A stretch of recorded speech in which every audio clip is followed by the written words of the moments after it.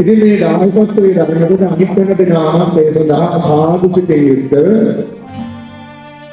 අප්‍රමාණ සෙනෙහසින් කටයුතු කරනකොට මේ කවුරුත් පින්වත්නි ධර්ම දේශනාවේ දායකයෝ කියන වද හොඳට සිහිපත් කර ගන්න ඕනේ.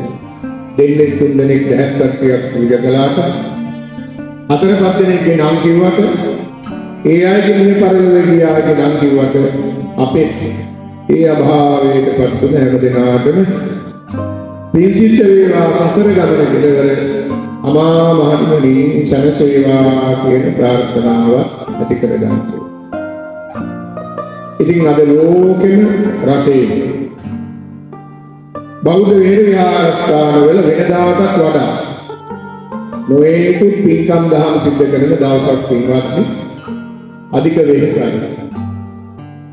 ජනවාරි 1 වෙනිදා විතරක් ධර්මදේශනත් එක්ක පිරිත් 21ක් කියන්නේ.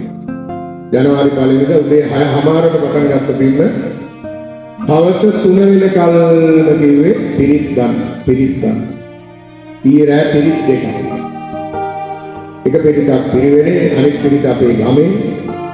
මේවා තනියම කරනවා කියන එකත් ඉතාම අපහසු කාරණාවක්. නමුත් හැබැයි ඒවා බොහොම ශ්‍රද්ධාවෙන් සහ සතුටින් තමයි කරන්නේ. ඒක තමයි මහානකමේ තියෙන